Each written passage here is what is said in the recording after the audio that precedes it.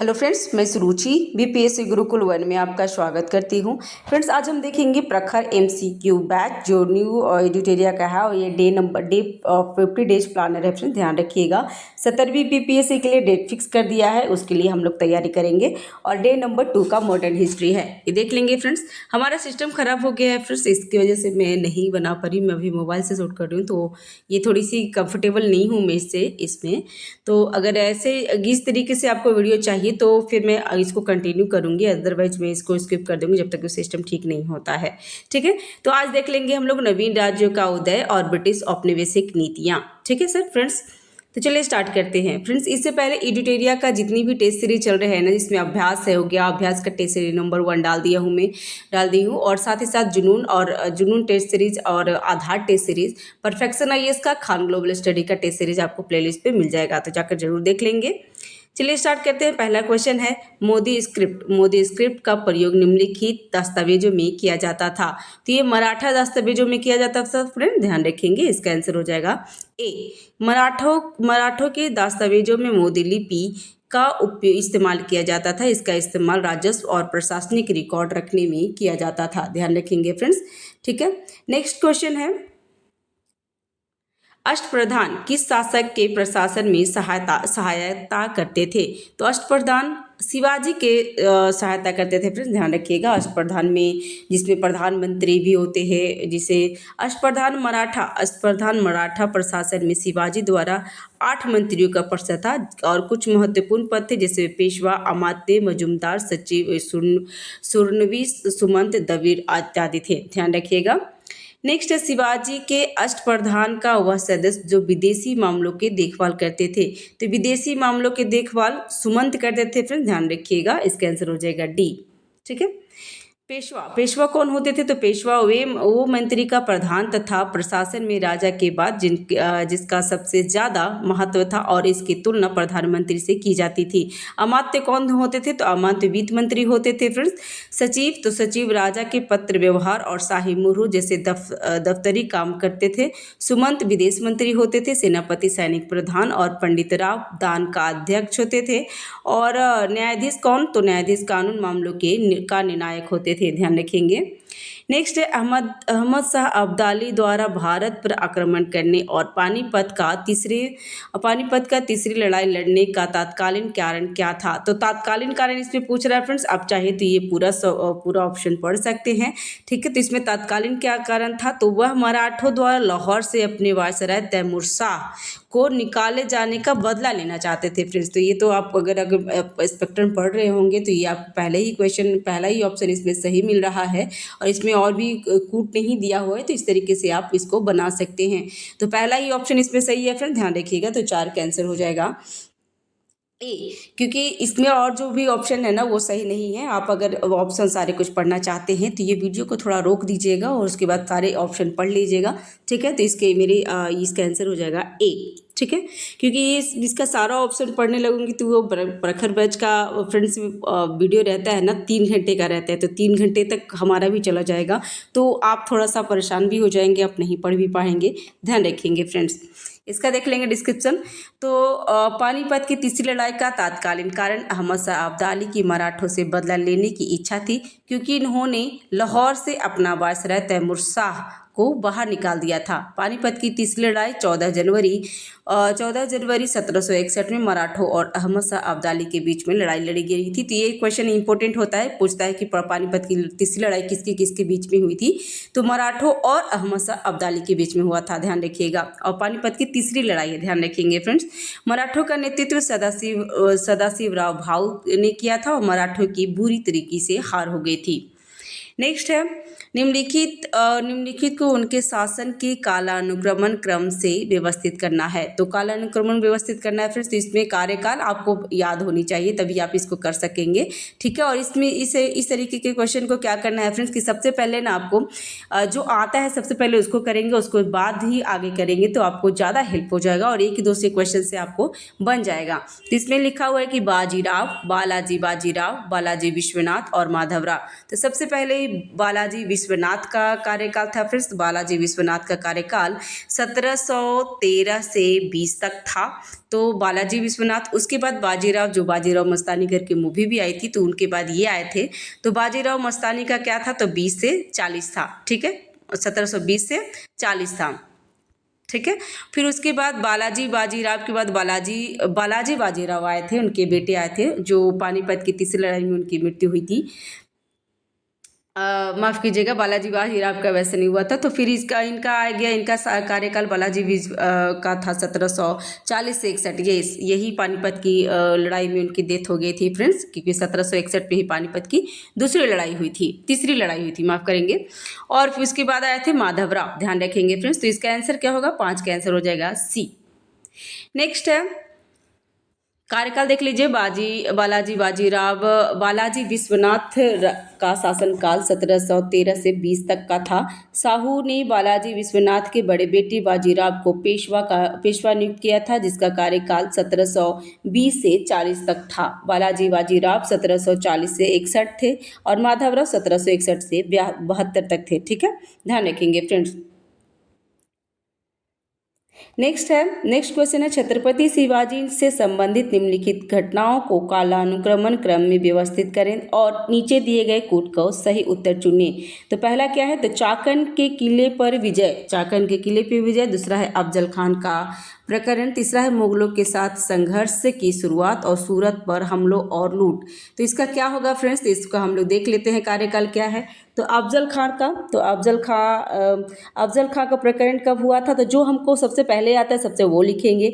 तो अफजल खां का प्रकरण हुआ था 1659 में हुआ था, ध्यान रखेंगे। मुगलों के साथ संघर्ष की शुरुआत कब से हो गई थी, तो 1657 से ही हो गई थी मुगलों के साथ संघर्ष का कार्यकाल। और सूरत पे हमला और लूट कब हुआ था, तो ये 1664 में हुआ था। और फिर यहाँ पे हो जाता है पुरंदर की संधि, उसके बाद फिर से ये स्टार्ट हो जाता है, फिर ध्यान रखेंगे। 1664 में हुआ था सूरत पर हमला। और चाकन के किले पर विजय कब हुई थी, तो चाकन के किले पर विजय 1648 में हुआ था, ध्यान रखेंगे फ्रेंड्स। 1648 में हुआ था चाकन के युद्ध। तो इसमें क्या होगा, इसका आंसर हो जाएगा ए। पहला तो पहला है, पहला, तीसरा, दूसरा और चौथा एक साथ हो जाएगा, ध्यान रखेंगे फ्रेंड्स। सिस्टम न्यू है मेरे लिए, तो मैं इसमें थोड़ी सी कंफर्टेबल नहीं हूँ, तो प्लीज़ मैनेज करेंगे। नेक्स्ट है, देख लीजिए यहाँ पे कार्यकाल। नेक्स्ट है क्या कि शिवाजी से संबंधित निम्नलिखित घटनाओं पर विचार करें, और इसमें पूछ रहा है कि सही कथन को चुनना है। तो शिवाजी से क्या हुआ, तो शिवाजी 1627 में शिवनेरी किले में जन्म लिए थे, तो ये तो बिल्कुल सही है, ठीक है। उसके बाद है शिवाजी को 1637 में अपने पिता से पुणे की जागीरदार विरासत में मिली थी, तो ये भी सही है।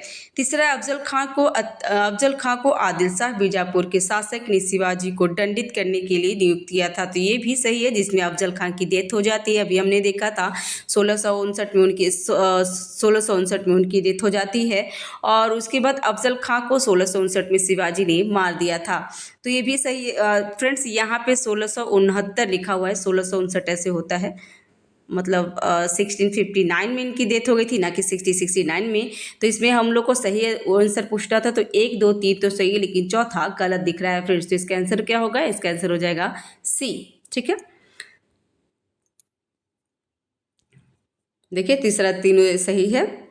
अफजल खां की डेथ हुई थी 1669 में, शिवाजी ने मार डाला था। शिवाजी के पिता माता धर्मगुरु क्रमशः, पिता का नाम था शाहजी भोसले, माता का नाम जीजाबाई, और धार्मिक गुरु का नाम था रामदास, ध्यान रखेंगे फ्रेंड्स।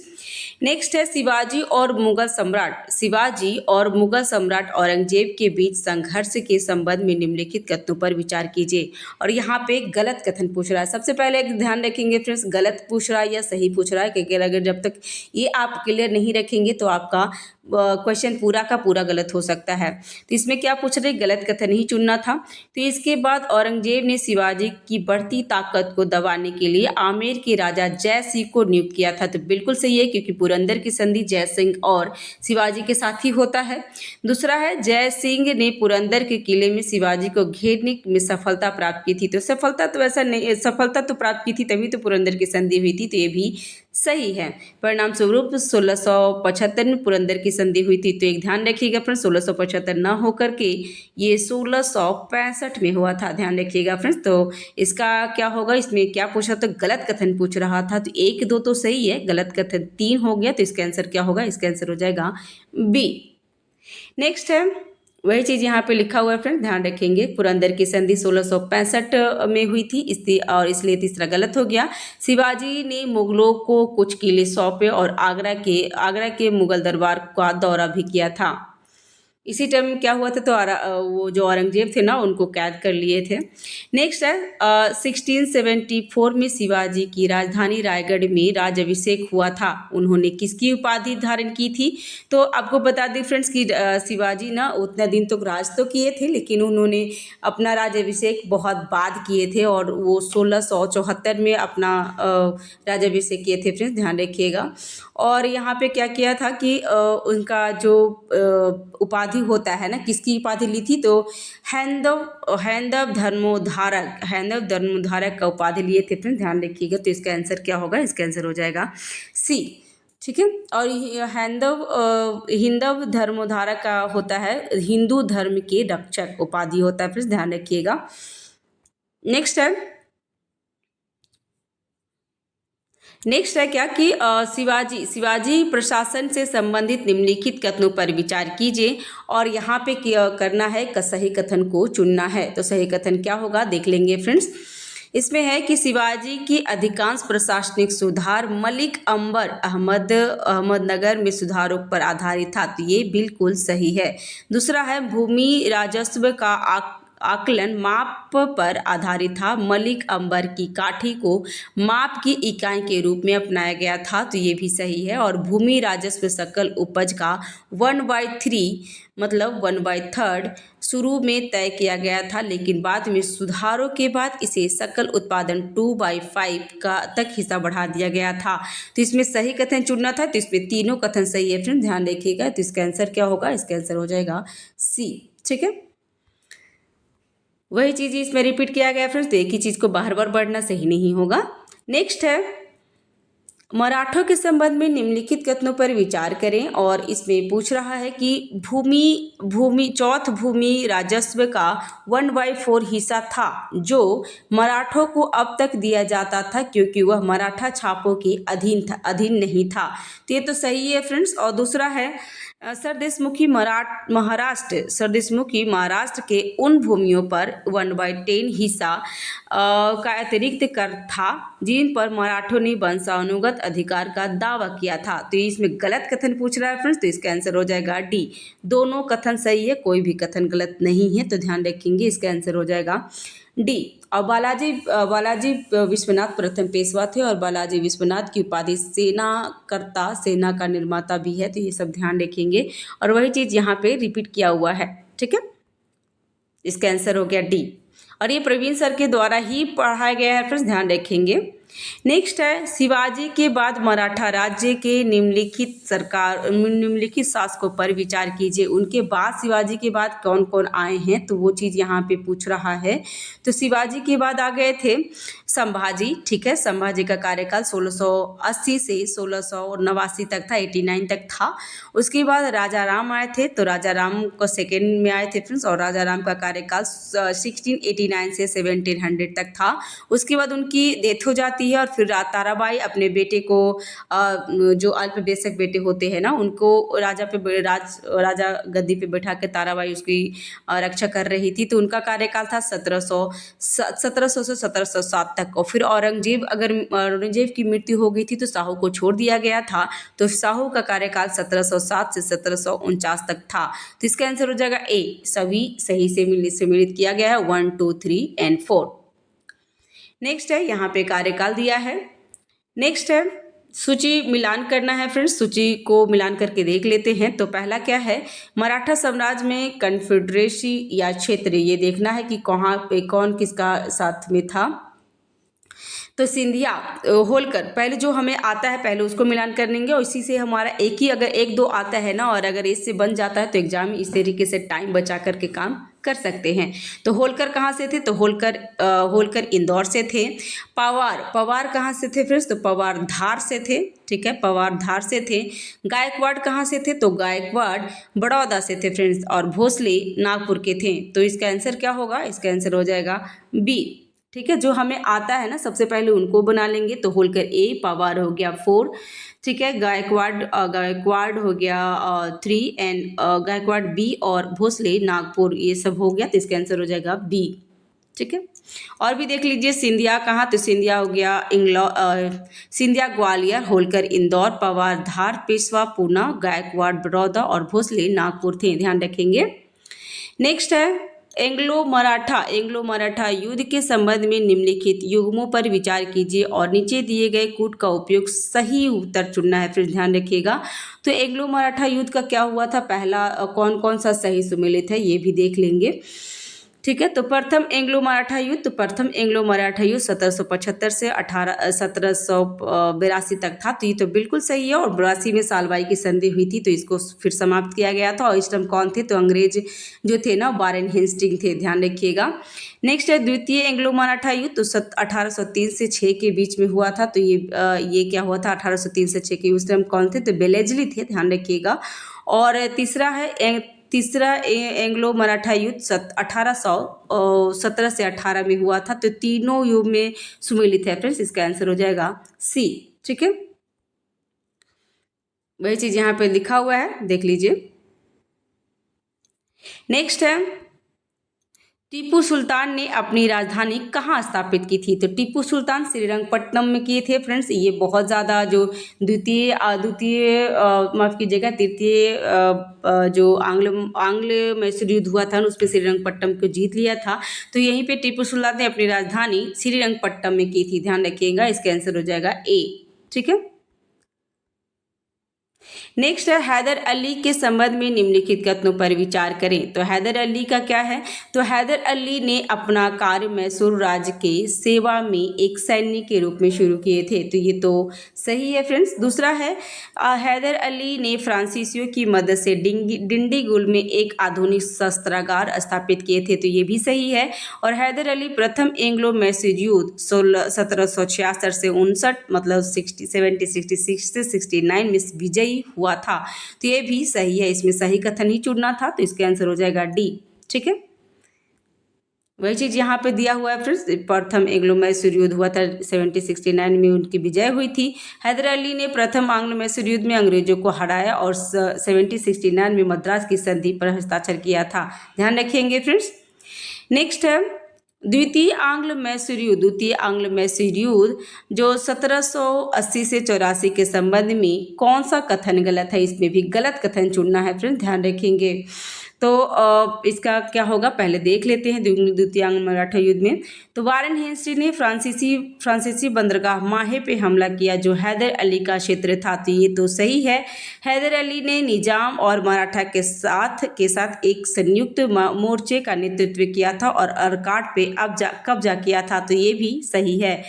1781 में हैदर अली ने पोर्टनोवा में आयरकुट को हरा दिया था। तो ये गलत है फ्रेंड्स। और हैदर अली की मृत्यु दूसरे आंग्लो मैसूर युद्ध के दौरान हो गया था। तो ये भी सही है। तो इसमें क्या हुआ? एक ए बी और डी सही है, सी गलत है फ्रेंड्स। ध्यान रखेंगे। और पोर्टनोवा का युद्ध में आयरकुट ने हराया था हैदर अली को, ना कि हैदर अली ने आयरकुट को हराया था। ये ध्यान रखेंगे फ्रेंड्स। ठीक है, 1782 में ही हैदर अली की डेथ हो गई थी फ्रेंड्स। ध्यान रखिएगा। नेक्स्ट है वही चीज़ यहाँ पे डिस्क्राइब किया हुआ है, सेम चीज़ यहाँ पे लिखा है फ्रेंड्स। तो नेक्स्ट है सूची 1 को सूची 2 से मिलान करना है। यहाँ पे मिलान करके देख लेते हैं। तो प्रथम द्वितीय और तीसरे एंग्लो मैसूर युद्ध का मिलान करना है और इसमें कौन किसके साथ कब हुआ था तो वो चीज़ देखना है फ्रेंड्स। ठीक है, तो अभी हम लोग देख लेते हैं। प्रथम जो आंग्लो मैसूर युद्ध हुआ था उसमें क्या हुआ था? तो प्रथम में मंगलौर की संधि हुई थी। ध्यान रखिएगा, प्रथम में मंगलौर की संधि हुई थी। मैंगलोर नहीं हुआ था, मैंगलोर द्वितीय में हुआ था, ध्यान रखेंगे। मैंगलोर द्वितीय में हुआ था, प्रथम में हुआ था मद्रास की संधि हुई थी, ठीक है। प्रथम में मद्रास की संधि, द्वितीय में हुआ था मैंगलोर की संधि और तृतीय में श्रीरंगपट्टम की संधि हुई थी, ध्यान रखेंगे फ्रेंड्स। और इसको हम लोग एम से करते हैं कि एम से प्रथम में श्रीरंगपट्टम, दूसरे में हो गया, इसको फिर से मिटा के मिलान कर लेते हैं। प्रथम में हो गया मद्रास की संधि, द्वितीय में हुआ मैंगलोर की संधि और तृतीय में हुआ श्रीरंगपट्टम की संधि। तो ए का हो गया 3 और इसमें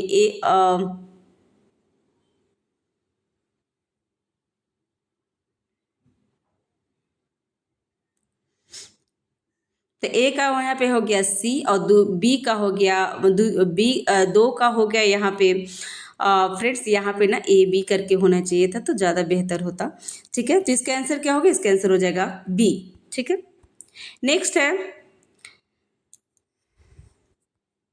नेक्स्ट है क्या कि टीपू सुल्तान के संबंध में निम्नलिखित कथनों पर विचार कीजिए और विचार करके देखते हैं इसमें क्या पूछ रहा है फ्रेंड्स। पहले से सबसे पहले हम लोग ये देख लेंगे कि क्या पूछता है। तो इसमें गलत कथन पूछ रहा है।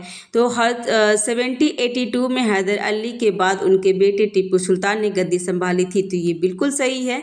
टीपू सुल्तान ने 1784 तक दूसरा एंग्लो मैसूर युद्ध जारी रखा था, तो ये भी सही है। और लास्ट में है 1790 में मैंगलोर की संधि पर हस्ताक्षर किए गए, जिससे दूसरा एंग्लो मैसूर युद्ध समाप्त हो गया था। तो दूसरा एंग्लो मैसूर युद्ध मैंगलोर की संधि में नहीं हुआ था, फिर ध्यान रखिएगा, ठीक है। टीपू सुल्तान इसमें इसका आंसर हो जाएगा सी, मतलब तीसरा गलत है, ठीक है। इसमें तीसरा गलत है और 1 2 सही है। और क्योंकि मैंगलोर की संधि 1784 में हुई थी, ध्यान रखिएगा। और मैंगलोर यहाँ पे पूछ रहा कि तृतीय मैंगलोर की संधि से समाप्त हुई। तो तृतीय युद्ध हुआ था मैंगलोर से, संधि नहीं, ये तो श्रीरंगपट्टम से हुआ था। और मैंगलोर की संधि 1784 में हुई थी फ्रेंड्स, ध्यान रखिएगा, जो द्वितीय आंग्लो मैसूर युद्ध में कार्यकाल में हुआ था, ध्यान रखेंगे फिर उनके युद्ध में हुआ था। नेक्स्ट है क्वेश्चन, नेक्स्ट है एंग्लो मैसूर युद्ध और उसके समय के संबंधित प्रथम एंग्लो विचार कीजिए और इसमें कितने युग में सही सुमेलित है ये देखना है फ्रेंड्स। तो प्रथम एंग्लो मैसूर युद्ध 1766 से 59, मतलब 1766 से 69 तक हुआ था। द्वितीय एंग्लो मैसूर युद्ध हुआ था 1780 से 84 के बीच में। तृतीय एंग्लो मैसूर युद्ध हुआ था 1790 से 92 और चतुर्थ में हुआ था 1799। इसी टाइम में टीपू सुल्तान की डेथ हो गई थी और ये सारे जो एंग्लो मैसूर युद्ध हुआ था ना वो समाप्त हो गया था। तो इसका आंसर हो जाएगा डी, सभी सुमेलित है, ध्यान रखेंगे फ्रेंड्स। और चतुर्थ एंग्लो मैसूर युद्ध में लॉर्ड वेलेस्ली ने आक्रमण किया था और टीपू सुल्तान की मृत्यु हो गई थी, ध्यान रखेंगे फ्रेंड्स, ठीक है। वही चीज यहाँ पे लिखा हुआ है। नेक्स्ट है तृतीय आंग्ल मैसूर युद्ध के बाद श्रीरंगपट्टम की संधि परिणामों का संबंधित निम्नलिखित में से कौन सा गलत है। इसमें गलत कथन पूछ रहा है फ्रेंड। तो टीपू के 2 बेटों को अंग्रेजों ने बंधक बना लिया था, तो ये सही है। टीपू सुल्तान पर 2 करोड़ रुपए का युद्ध हर्जाना लगाया गया था, तो फ्रेंड्स 2 करोड़ का नहीं था, ध्यान रखेंगे फ्रेंड्स। और दूसरा है मैसूर के लगभग आधे क्षेत्र पर निजाम, मराठा और अंग्रेज ने कब्जा कर लिया था, तो ये सही है। और युद्ध क्षतिपूर्ति का आधा हिस्सा तुरंत और बाकी किस्तों पे चुकाना था, तो इसका सही हो गया फ्रेंड्स, ध्यान रखिएगा। यहाँ पे 2 करोड़ ना होकर के 3 करोड़ था फ्रेंड्स, 3 करोड़ चुकाना था, तो इसका इसलिए बी गलत हो गया। तो इसका आंसर हो जाएगा बी, क्योंकि गलत ही कथन पूछ रहा था, ठीक है। देख लीजिए 3 करोड़ था और बाकी वही चीज़ यहाँ पे रिपीट किया है। नेक्स्ट है टीपू सुल्तान के संदर्भ में निम्नलिखित कथनों पर विचार कीजिए और इसमें सही कथन चुनना है। तो चौथे एंग्लो मैसूर युद्ध में अपनी राजधानी श्रीरंगपट्टम की रक्षा करते हुए उनकी डेथ हो जाती है। दूसरा है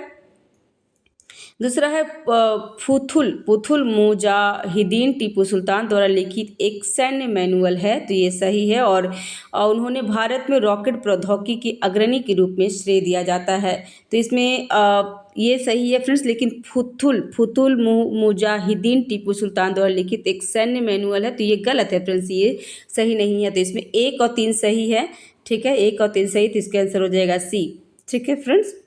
फतहुल मुजाहिदीन एक सैन्य मैनुअल है जिसे टीपू सुल्तान के निर्देशक पर जैनुद्दीन आबिदीन सुतारी लिखे थे, ध्यान रखिएगा, ठीक है। जैनुद्दीन आबिदीन सुतारी ने लिखा था। बाकी ये तीनों सही था, ध्यान रखेंगे। नेक्स्ट है, मराठों के पतन के लिए जिम्मेदार कारकों के संबंध में कथनों पर विचार कीजिए। तो किसी भी साम्राज्य को समाप्त होने के लिए कोई एक कारक नहीं होता है, ध्यान रखिएगा। तो इसमें क्या है, पहला है कि मराठों राज की दोस्तपूर्ण प्रकृति, ढीली ढीली राजनीति, निम्न सैन्य प्रणाली। तो मराठों का है, ध्यान रखिएगा, मराठों के पतन के लिए जिम्मेदार कारक के संबंध में निम्नलिखित पे विचार कीजिए। तो मराठा राज्य का दोषपूर्ण प्रकृति हो गया था, ढीला राजनीति हो गया था और निम्न सैन्य प्रणाली हो गया था। तो यही मैंने पहले बताया फ्रेंड्स कि किसी भी साम्राज्य को समाप्त होने के लिए कोई एक कारण नहीं होता है। तो इसका आंसर क्या होगा, इसका आंसर हो जाएगा बी। ध्यान रखिएगा फ्रेंड्स, इस तरीके से क्वेश्चन आता है ना, तो कोशिश कीजिएगा कि ज़्यादा से ज़्यादा जो ऑप्शन दिया हुआ है ना उसको टिक करेंगे। ठीक है, तो इसका आंसर हो जाएगा बी, तीनों सही है। ठीक है, नेक्स्ट है, किस कंपनी की मदद से हैदर अली ने डिंडीगुल जो अब तमिलनाडु में स्थित है हथियार फैक्ट्री स्थापित की थी। तो किस कंपनी की वजह से फ्रेंड्स, तो ये फ्रेंच कंपनी की वजह से, ध्यान रखिएगा। तो इसका आंसर हो जाएगा बी। ठीक है, फ्रेंच कंपनी। नेक्स्ट है, निम्नलिखित में से किस संधि के तहत रघुनाथ राव ने सूरत और भरूच जिलों के राजस्व के लिए एक हिस्से के साथ सॉल्सेट और बेसिन के क्षेत्रों को अंग्रेज को सौंप दिया था। तो ये कब किया था फ्रेंड्स, ध्यान रखिएगा। पर 25 का आंसर हो जाएगा सूरत की संधि। और सूरत की संधि कब हुई थी, तो सूरत की संधि 1775 के तहत रघुनाथ राव और सूरत और भरूच जिले के राजस्व के लिए एक हिस्से के साथ सॉल्सेट और बेसिन के क्षेत्र को अंग्रेजों को दे देना पड़ा था। ध्यान रखिएगा। तो सूरत की संधि 1775 में। पुरंदर की संधि कब हुई थी, तो आप मुझे कमेंट में बॉक्स में बताइएगा, मैंने पहले बता रखा है। ठीक है, नेक्स्ट है रिंग 26 का क्वेश्चन हो गया कि यहाँ पे मिलान करना है और मिलान करके देख लेते हैं। तो रिंग फेंस की संधि किसने पॉलिसी, किसका था, किसका नीति था ये, तो ये रिंग फेंस की नीति वारेन हेस्टिंग का था फ्रेंड्स, ध्यान रखिएगा। सहायक संधि किसका था, तो सहायक संधि बेलेजली का था।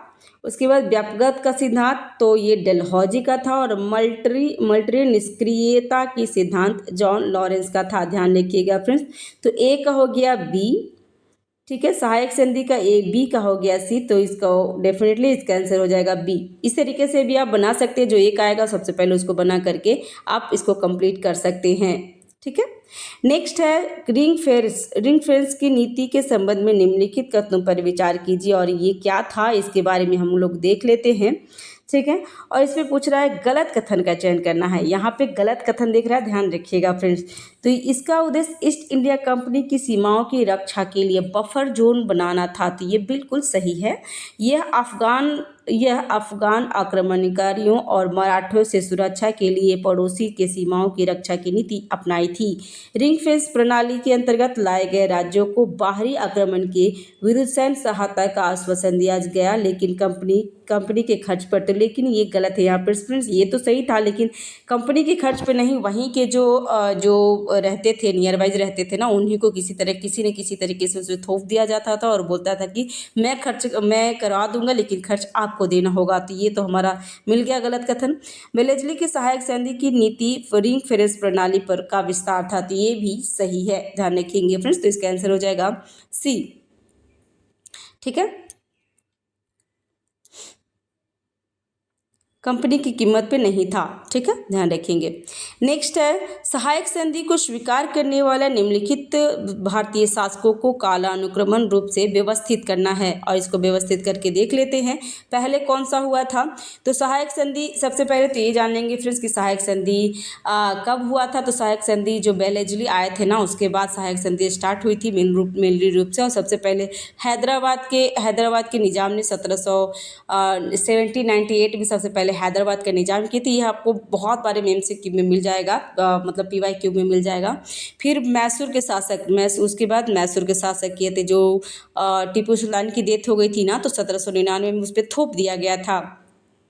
उसके बाद तंजौर की संधि भी 1799 में ही हो गई थी। उसके बाद अवध का कब हुआ था फ्रेंड्स? तो अवध का 1801 में हुआ था। पेशवा का दिसंबर 1801 में हुआ था।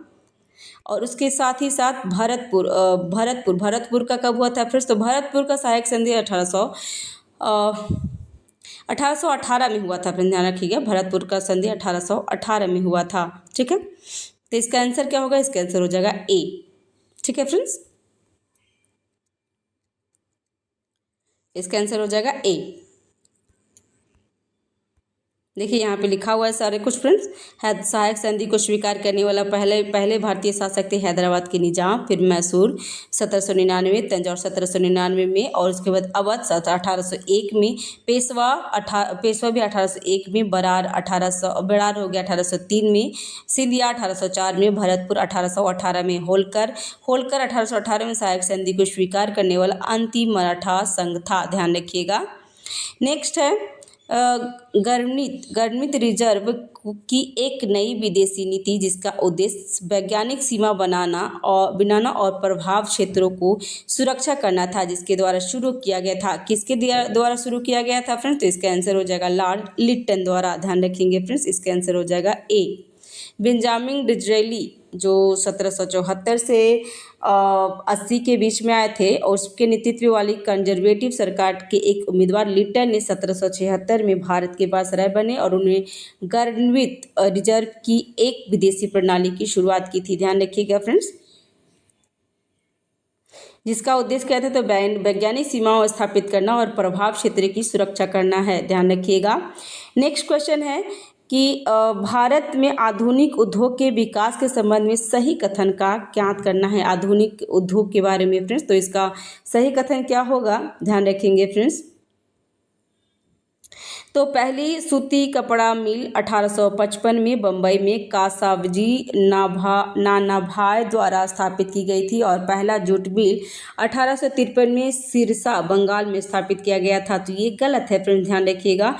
ये पहली सूती कपड़ा मिल ना 1853 में किया गया था। ध्यान रखेंगे। और जो यहाँ पे क्या किया ना, दोनों को डेट एक्सचेंज कर दिया है। यहाँ पे पहली सूती कपड़ा मिल 1855 में हुआ था, और जो जूट मिल था ना माफ़ कीजिएगा, पहली सूती कपड़ा मिल 1853 में हुआ था और पहला जूट मिल 1855 में हुआ था। तो दोनों को क्या किया है? दोनों को इंटरचेंज कर दिया है उसका ऑप्शन, तो ये गलत हो गया। दूसरा था अधिकांश आधुनिक उद्योग विदेशी स्वामित्व वाले थे और भारतीय प्रबंधक एजेंसियों द्वारा नियंत्रण होते थे। तो नहीं, ये फ्रेंड्स भारतीय द्वारा तो होता ही नहीं था। अगर भारतीय द्वारा होता तो ये सब मुसीबत नहीं आती। तो ब्रिटिश प्रबंधन एजेंसी द्वारा नियंत्रित होते थे, तो वो भी गलत हो गया। तीसरा है 20वीं शताब्दी में सूती वस्त्र और जूट उद्योग तथा 19वीं शताब्दी में चीनी सीमेंट आदि उद्योग का स्वामित्व उद्योग वाले उद्योग बनकर उभरे थे। तो ये भी गलत है फ्रेंड्स, ध्यान रखिएगा। और भारतीय स्वामित्व वाले उद्योग को कई प्रकार की समस्याओं का सामना करना पड़ रहा था। ऋण संबंधी समस्या, टैरिफ संबंधी संरक्षण और असमान प्रतिस्पर्धा। तो ये बिल्कुल सही है फ्रेंड, ध्यान रखिएगा। ठीक है, तो इसका आंसर हो जाएगा 30 का आंसर हो जाएगा डी। ये चीज़ यहाँ पे डिस्क्राइब किया हुआ है फ्रेंड, ध्यान रखेंगे। नेक्स्ट है the economy history of India पुस्तक निम्नलिखित आर्थिक विश्लेषणों में से किसके द्वारा लिखी गई है? तो ये पुस्तक है फ्रेंड्स, ये सब क्वेश्चन आता है, ध्यान रखेंगे। तो the economy history of India किसके द्वारा लिखा गया था? तो रमेश चंद्र दत्त द्वारा लिखा गया था, ध्यान रखिएगा। और इसमें क्या था? तो आर्थिक विश्लेषकों के बारे में लिखी गई थी, ध्यान रखिएगा। तो भारत का आर्थिक इतिहासकार पुस्तक एक प्रतिभाशाली आर्थिक विश्लेषक रमेश चंद्र दत्त द्वारा लिखी गई थी, ध्यान रखेंगे। नेक्स्ट है निम्नलिखित में से कौन औपनिवेशिक अर्थव्यवस्था आलोचक या आर्थिक विश्लेषक नहीं है? ऑप्शन में देख लेते हैं कौन कौन है। तो दादा भाई नौरोजी, सी.जी. सुब्रमण्यम अय्यर, महादेव गोविंद रनाडे और सुभाष चंद्र बोस। तो आपको बता दें फ्रेंड्स कि ये सब जो औपनिवेशिक अर्थव्यवस्था का था ना, तो इसमें दादा भाई नौरोजी सबसे पहले नाम आता है, जी सुब्रमण्यम अय्यर और महादेव गोविंद रनाडे भी किए थे। इसमें सुभाष चंद्र बोस कौन थे? तो फ्रेंड्स तो सुभाष चंद्र बोस क्रांतिकारक थे, ध्यान रखिएगा। तो इसका आंसर हो जाएगा डी। ठीक है, नेक्स्ट है भारतीय कवि कहते हैं कि राजा द्वारा लाया गया कर सूर्य द्वारा सोखी गई नमी के समान है, जिसे वर्षा के रूप में धरती पर वापस भेजा जाता है। लेकिन भारतीय मिट्टी से उठाई गई नमी अब भारत में नहीं बल्कि अन्य देशों में उर्वरक वर्षा के रूप में गिरती है। उपयुक्त कथन निम्नलिखित में से किस व्यक्ति द्वारा कहा गया था? तो इसका देख लेते हैं फ्रेंड्स, क्योंकि अभी एग्जाम में इस तरीके से क्वेश्चन पूछता है। तो ये ना आर.सी. दत्त के द्वारा कहा गया था, ध्यान रखिएगा, आर.सी. दत्त के द्वारा। इसका आंसर हो जाएगा बी। ठीक है, ये कवि आर.सी. दत्त ने कहा था कि राजा द्वारा लगाए गए कर सूर्य द्वारा सोख ली गई नमी की समान होता है, जिसे वर्षा के रूप में धरती पे वापस भेजा जाता है। लेकिन भारतीय मिट्टी से उठाई गई नमी अब भारत में नहीं बल्कि अन्य देशों में वर्षा के रूप में बरसती है। ये आर.सी. दत्त के द्वारा ही कहा गया था, ध्यान रखिएगा। नेक्स्ट है, निम्नलिखित में से सही सुलेमित युग में का ज्ञात करना है। यहाँ पे देख लेते हैं कौन कब हुआ था फ्रेंड्स। ठीक है, तो कलकत्ता मदरसा वाराणसी तो बिल्कुल सही है फ्रेंड्स। और संस्कृत कॉलेज वेलेजली तो नहीं फ्रेंड्स, संस्कृत कॉलेज वेलेजली नहीं हुआ था, ध्यान रखिएगा। तो और पोर्ट विलियम कॉलेज जोनाथ डंकन, तो इसमें क्या किया है ना कि इंटरचेंज कर दिया है। फिर संस्कृत कॉलेज को जोनाथ डंकन ने किए थे और पोर्ट विलियम कॉलेज को वेलेजली ने किए थे, ध्यान रखिएगा। ठीक है, और यहाँ पे देख लेते हैं हम लोग। मदरसा कॉलेज की स्थापना हुई थी, कलकत्ता में मदरसा की स्थापना हुई थी 1781 में हुआ था, वाराणसी के समय में। ठीक है, देखिए। और दूसरा था हिंदू कानून और दर्शन के अध्ययन के लिए 1751 में 1791 में बनारस में जोनाथ डंकन द्वारा संस्कृत कॉलेज की स्थापना की गई थी। और पोर्ट विलियम कॉलेज की स्थापना 1800 में बेलेजली द्वारा कंपनी के सिविल सेवकों को भर्ती की भाषाओं और रीति रिवाजों के प्रशिक्षण के लिए की गई थी। तो ध्यान रखिएगा फ्रेंड। ठीक है, इसका आंसर हो जाएगा ए। नेक्स्ट है, बुश डिस्पैच 1854 के संबंध में निम्नलिखित कथनों पर विचार कीजिए। और यहाँ पे पूछ रहा है गलत कथन का चयन करना है फ्रेंड्स, ध्यान रखेंगे। 35 में गलत कथन का चयन करने के लिए कह रहा है। तो इसमें है, इसने भारत सरकार से आम जनता की शिक्षा की जिम्मेदारी लेने को कहा और इसमें डाउनवर्थ फिल्ट्रेशन थ्योरी का खंडन किया है। तो ये बिल्कुल सही है फ्रेंड्स, ध्यान रखिएगा। और इसमें गलत कथन चुनना है, ध्यान रखेंगे फ्रेंड्स। पहले इस तरीके से क्वेश्चन जरूर देख लेंगे। ठीक है, नेक्स्ट है, इसने स्कूल स्तर पर शिक्षा का माध्यम अंग्रेजी इसने स्कूली स्तर पर शिक्षा का माध्यम अंग्रेजी तथा उच्च शिक्षा के स्थानीय भाषा स्कूली स्तर पर शिक्षा का माध्यम अंग्रेजी तथा उच्च शिक्षा के स्थानीय भाषा में विकसित किया गया था। तो ये बिल्कुल गलत है, ध्यान रखेंगे। और इसने महिला शिक्षा, व्यावसायिक शिक्षा और शिक्षकों प्रशिक्षण पर जोर दिया था। तो ये सही है फ्रेंड्स, ध्यान रखिएगा। तो इसमें 1, 2, 1, 3 तो सही है, लेकिन इसमें गलत क्या है? तो गलत इसमें दूसरा है फ्रेंड्स, ध्यान रखिए। केवल 2 गलत है, यहाँ पे ऑप्शन में गलत, ऑप्शन में नहीं है। तो ये आप लगा लीजिएगा, इसमें स्टार मार्क करके। इसमें ना ऑप्शन सिर्फ 2 गलत है, बाकी ये 1 और 3 सही है, ध्यान रखेंगे।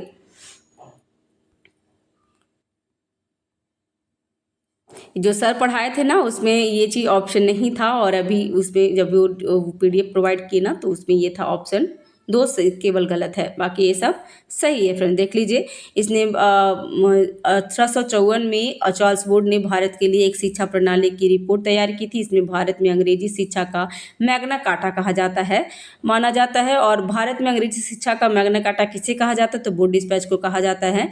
यह दस्तावेज भारत में शिक्षा के प्रसार के लिए पहली बार व्यापक योजना थी। इसने भारत सरकार में जनता की शिक्षा जिम्मेदारी लेने को कहा और इसमें कम से कम कागज पर तो डाउनवर्थ फिल्ट्रेशन को खारिज किया था। इसने महिला व्यवसाय शिक्षा तथा शिक्षकों के प्रशिक्षण पे जोर दिया था। इसने निर्धारित किया कि सरकारी संस्थाओं में दी जाने वाली शिक्षा धर्म निरपेक्ष होनी चाहिए। इसने निजी उद्यम को प्रोत्साहित करने के लिए अनुदान सहायता की एक प्रणाली की सिफारिश भी की थी। नेक्स्ट है, निम्नलिखित में से किस अधिनियम या आयोग द्वारा उच्च शिक्षा और विश्वविद्यालयों के सुधार के लिए 5 वर्षों के लिए प्रति वर्ष 5 लाख रुपए मंजूरी की जाने थे? तो इसका 36 का आंसर क्या होगा? ये था, इसका आंसर हो गया बी, भारतीय विश्वविद्यालय अधिनियम। ध्यान रखिएगा फ्रेंड्स, इसका आंसर हो जाएगा बी। नेक्स्ट है, और ये भारतीय विश्वविद्यालय अधिनियम कब आया था? तो 1904 में हुआ था। और इस टाइम कौन वायसराय थे फ्रेंड्स? तो ये कर्जन थे, ध्यान रखिएगा। और इसका नेतृत्व कौन किए थे? तो सर थॉमस रायले नेतृत्व किए थे, ये भी ध्यान रख सकते हैं फ्रेंड्स। नेक्स्ट है निम्नलिखित ब्रिटिश शिक्षा आयोग का काल अनुक्रमण रूप से व्यवस्थित करना है। यहाँ पे अब देख लेते हैं कब क्या हुआ था सबसे पहले, और अगर इसमें एक भी पहले आता होगा तो सबसे पहले आप उसको कर लेंगे फ्रेंड्स। तो राधा कृष्णन आयोग, उसके बाद ये सार्जेंट शिक्षा, हंटर शिक्षा, हार्टोग समिति, स्टैंडर्ड विश्वविद्यालय आयोग। तो हमें इसमें सबसे पहले हंटर शिक्षा के बारे में पता है। तो हंटर शिक्षा का कब हुआ था? तो 1802 में हुआ था। हार्टोग का, तो हार्टोग 1829 में हुआ, 1929 में हुआ था, माफ कीजिएगा। ठीक है, उसके बाद सैंडलर विश्वविद्यालय आयोग कब हुई थी? तो सैंडलर विश्वविद्यालय 1917 से 19 के बीच में हुआ था। उसके बाद सार्जेंट शिक्षा योजना कब हुआ था? तो सार्जेंट शिक्षा योजना 1944 में हुआ था फ्रेंड्स, ध्यान रखिएगा। 1944 में हुआ था सार्जेंट शिक्षा योजना। और लास्ट में कौन है? लास्ट में सभी इसमें हो गया है, तो इसका आंसर क्या होगा? 17 का 37 का आंसर हो जाएगा ए।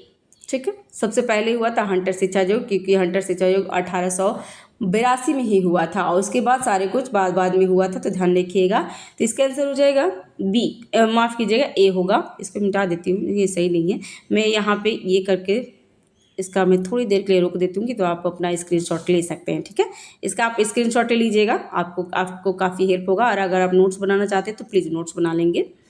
ठीक है, ये देख लीजिए, हो गया। ठीक है, नेक्स्ट है वर्धा बेसिक शिक्षा योजना 1737 का प्रस्ताव निम्नलिखित में से किस व्यक्ति द्वारा तैयार किया गया था? तो वर्धा बेसिक शिक्षा योजना ये कब हुआ था फ्रेंड्स? तो 1937 में। पहले तो यही देख लेंगे, और किसके द्वारा तैयार किया गया था? तो जाकिर हुसैन के द्वारा तैयार किया गया था, ध्यान रखिएगा। इसका आंसर हो जाएगा डी, जाकिर हुसैन द्वारा। और ये कांग्रेस ने अक्टूबर 1937 में वर्धा में शिक्षा पर एक राष्ट्रीय सम्मेलन आयोजित किया था। वहाँ पारित प्रस्तावों के आलोक में जाकिर हुसैन समिति ने बुनियादी शिक्षा के लिए एक विस्तृत राष्ट्रीय योजना तैयार किया था, ध्यान रखेंगे फ्रेंड्स। नेक्स्ट है सिविल सेवा परीक्षा के लिए अधिकतम स्वीकार आयु धीरे धीरे 23 वर्ष के कब था? 23 वर्ष 1859 में से घटाकर वर्ष में 19 वर्ष कर दिया गया था। तो किस में 19 वर्ष किया गया था फ्रेंड्स? तो 39 का आंसर हो जाएगा 1838 में क्या किया गया था? तो 1838 में 23 वर्ष से 19 वर्ष कर दिया गया था। और इसका कार्य किसके टाइम में किया गया था फिर? तो ये इस समय आपको पता होगा कि इस समय लिटन आए थे, तो लिटन ही किए थे फिर, ध्यान रखिएगा। तो इसका आंसर हो जाएगा 39 का सी। नेक्स्ट है, देखिए इसमें लिखा है कि 1859 में 30 वर्ष था, उसे घटाकर 22 वर्ष कर दिया गया था 1860 में। और 21 वर्ष 66 में हुआ था, और 19 वर्ष 78 में हुआ था, ध्यान रखेंगे। नेक्स्ट है निम्नलिखित में से किस समिति ने भारतीय सिविल सेवाओं के लिए आयु सीमा बढ़ाकर 23 वर्ष करने की सिफारिश की थी? तो आयु वर्ष से 23 वर्ष करने की सिफारिश की थी फ्रेंड, तो एसिचन समिति किए थे, एसिचन समिति, ध्यान रखिएगा। इसका आंसर हो जाएगा ए। ठीक है, डफरिन द्वारा गठित लोक सेवाओं पर एसिचन समिति 1886 में अनुबंधित और आधुनिक शब्दों को हटाकर सिविल सेवकों के इंडियन सिविल सर्विस, प्रांतीय सिविल सेवा और अधीनस्थ सिविल सेवा भारत में परीक्षा के वर्गीकृत करने के लिए आयु सीमा बढ़ाकर 23 वर्ष की सिफारिश की थी, ध्यान रखेंगे फ्रेंड्स। ठीक है फ्रेंड्स, और नेक्स्ट क्वेश्चन है निम्नलिखित में से किस गवर्नर जनरल ने एसपी के कार्यालय को समाप्त कर दिया और कलेक्टर मजिस्ट्रेट को पुलिस बल पर प्रमुख नियुक्त कर दिया था? तो किसने किया था? तो इसे बेंटिक किए थे फ्रेंड, ध्यान रखिएगा। इसका आंसर हो जाएगा सी। ठीक है, और यहाँ पे बेंटी गवर्नर जनरल जो 1828 से 35 में एसपी के पद को समाप्त कर दिया था। और अब जब कलेक्टर मजिस्ट्रेट को अपने अधिकार क्षेत्र में पुलिस बल का नेतृत्व करना था। प्रत्येक डिवीजन में कमिश्नर को एसपी के रूप में कार्य करना था। और इस व्यवस्था में परिणाम स्वरूप पुलिस बल बुरी तरह से संगठित हो गया और इससे कलेक्टर मजिस्ट्रेट पे भारी बोझ पड़ गया था। ध्यान रखिएगा। नेक्स्ट है, किस वर्ष पुलिस आयोग ने प्रांतों में सीआईडी आपराधिक जांच विभाग और केंद्र में केंद्रीय खुफिया ब्यूरो की स्थापना की सिफारिश की थी? तो 42 का आंसर हो जाएगा 1902 में। ध्यान रखिएगा फ्रेंड्स।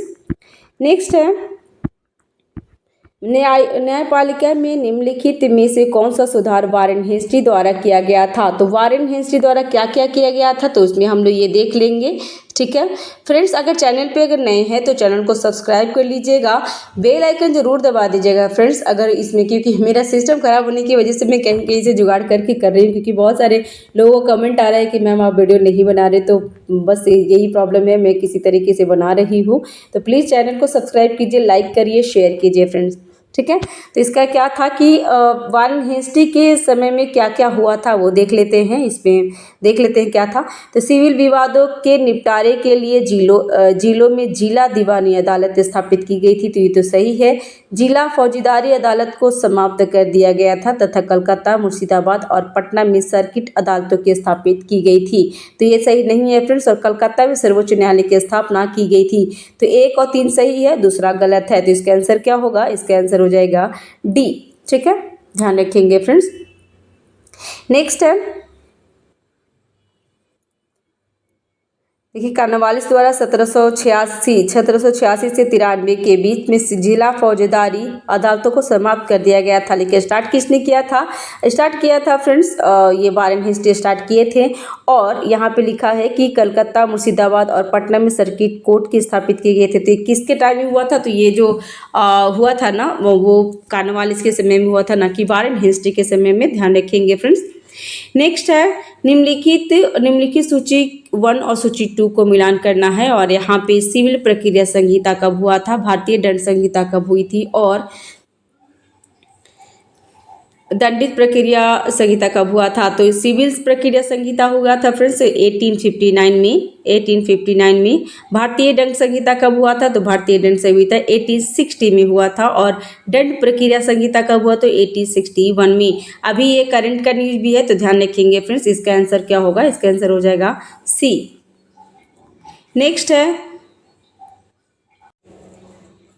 ठीक है, तो हम लोग देख लिए थे सिविल सेवा प्रक्रिया कब हुई थी? तो 1859, भारतीय दंड संहिता 1860 और दंड प्रक्रिया संहिता 1861 में हुआ था। ठीक है, हालांकि नए भारतीय कानून द्वारा उपयुक्त कानून को समाप्त कर दिया गया। भारतीय न्याय संहिता, भारतीय न्याय सुरक्षा संहिता और भारतीय साक्ष्य अधिनियम कर दिया गया। ध्यान रखेंगे फ्रेंड्स, करंट का न्यूज है ये। नेक्स्ट है, ये डे नंबर 2 है, ध्यान रखिएगा फ्रेंड्स। अभी हमारा जो वीडियो चल रहा है ना, डे नंबर 2 चल रहा है। नेक्स्ट है, अस्थाई बंदोबस्त किसके साथ किया गया था? तो अस्थाई बंदोबस्त जमींदारों के साथ किया गया था। ध्यान रखिएगा, अस्थाई बंदोबस्त जमींदारों के साथ किया गया था। और कब किया गया था? तो 1793 में हुई थी। ध्यान रखिएगा। और कार्नवालिस के समय में हुआ था अस्थाई बंदोबस्त। ठीक है, ध्यान रखेंगे। नेक्स्ट है, ब्रिटिश शासन के दौरान भारत के आर्थिक विकास के सिद्धांत का प्रतिपादन किया था। किसने किया था फ्रेंड्स? तो इसका 46 का आंसर हो जाएगा फ्रेंड्स, दादा भाई नौरोजी। ठीक है, दादा भाई नौरोजी, इसका आंसर हो जाएगा डी। ठीक है, दादा भाई नौरोजी। नेक्स्ट है कि ईस्ट इंडिया कंपनी के संबंध में निम्नलिखित कथनों में से कौन सा कथन युग्म सही है? इसमें नीति और यहाँ पे वर्ष दिया गया है, कौन सा सही है वो देखना है। ठीक है, तो हम लोग देख लेते हैं। 47 का आंसर, 47 का क्या होगा? तो अधीनता की स्थिति, अधीनस्था की स्थिति से समानता, ये कब हुआ था फ्रेंड्स? तो इसका 1740 से 65 के बीच में ही हुआ था। दूसरा है रिंग फेंस की नीति, 1765 से 1813 के बीच में हुआ था। अधीनस्थ अलगाव की नीति 1813 से 1857 के बीच में। अधीनस्थ संघ की नीति 1857 से 1935 और समान संघ की नीति 1835 से 47 तक हुआ था।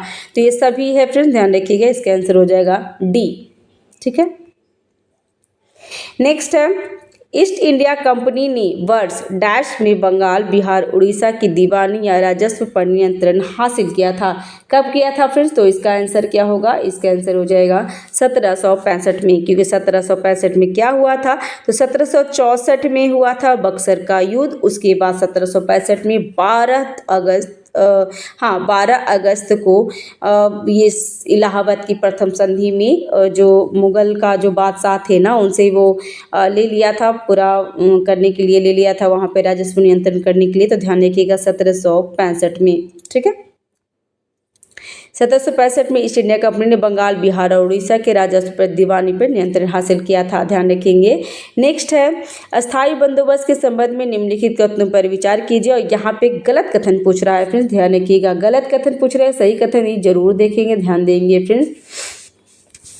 तो 1793 में लॉर्ड कॉर्नवालिस द्वारा बंगाल बिहार में अस्थायी बंदोबस्त लागू किया गया था। तो ये बिल्कुल सही है।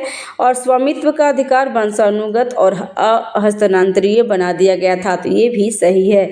जमींदारों को अपने राजस्व राशि निर्धारित तिथि पर चुकानी होती थी, भले ही किसी कारणवश फसल खराब हो गई हो, अन्यथा उनकी जमींदारी बेच दी जाती थी। तो इसमें गलत कथन पूछ रहा है, इसमें तीनों कथन सही है। तो इसका आंसर क्या होगा? इसका आंसर हो जाएगा डी, इनमें से कोई नहीं है, ठीक है। इसका आंसर हो जाएगा डी, 49 का डी, सभी सही है, ठीक है। जिसमें क्या होता था कि जमींदार क्या करते थे? तो जमींदार ब्याज प्राप्त को 10/11 अंग्रेज को देते थे और 1/11 हिस्सा अपने पास रखते थे। ध्यान रख लीजिएगा फ्रेंड्स, ध्यान रखेंगे इसका। नेक्स्ट, अस्थायी बंदोबस्त भूमि राजस्व नीति का मसौदा किसने तैयार की थी? तो ये तैयारी के बारे में पूछ रहा है फ्रेंड्स, तो यहाँ ध्यान रखिएगा। ये नहीं पूछ रहे कि किसके समय काल में स्टार्ट हुआ था। तो अस्थायी बंदोबस्त भूमि राजस्व नीति का मसौदा जॉन सॉर किए थे। ध्यान रखिएगा फर्स्ट, जॉन सॉर। और एक कॉर्नवालिस के समय में स्टार्ट हुआ था, ये भी ध्यान रखेंगे, ठीक है। जॉन सॉर जिसने अस्थायी बंदोबस्त की योजना बनाई और बाद में कॉर्नवालिस ने इस बंदोबस्त को बंगाल, बिहार और उड़ीसा क्षेत्र में लागू किया था। और जॉन सॉर उसके बाद जो कॉर्नवालिस है ना, उनके बाद जॉन सॉर ही वायसराय बन गए थे। तो ध्यान रखिएगा, अभी वायसराय उस टाइम नहीं होता था, उस टाइम गवर्नर जनरल होता था, ध्यान रखिएगा। नेक्स्ट है, रैयतवाड़ी बंदोबस्त के संबंध में निम्नलिखित कथनों पर विचार कीजिए। और इसमें पूछ रहा सही कथन का चयन करना है। अगर आप फ्रेंड्स इसमें बोलेगा कि आधा मतलब 50-50 क्वेश्चन किया जाए, तो मैं 50-50 क्वेश्चन करूँगी। अगर पूरा एक ही वीडियो में चाहिए तो मैं पूरा वीडियो एक वीडियो में बना दूंगी फ्रेंड्स। तो कृषक इसमें पूछ रहा है रैयतवाड़ी बंदोबस्त में कौन सा सही है? तो इसमें कृषक को भूमि के अपने हिस्से का स्वामित्व माना जाता था और बशर्ते उसे भू राजस्व का भुगतान करना होता था। दूसरा है, इसे मद्रास और बॉम्बे प्रेसिडेंसी के हिस्से में लागू किया गया था। रैयतवाड़ी प्रणाली के तहत बंदोबस्त को अस्थायी नहीं बनाया गया था और इसे 20। ठीक है फ्रेंड्स, क्या करेंगे हम लोग ना 50 से 100 दूसरे वीडियो में ले लेंगे, क्योंकि बहुत वीडियो लंबा हो जाएगा, ठीक है। और अभी डिस्टर्बेंस बहुत हो रही है, तो मैं आगे का वीडियो शूट नहीं कर पा रही हूँ। तो हम लोग क्या करेंगे ना, नेक्स्ट वीडियो में हम लोग डे 2 का पार्ट 2 देख लेंगे, ठीक है। Thanks for watching, have a nice day, keep watching, keep learning, thank you, bye bye.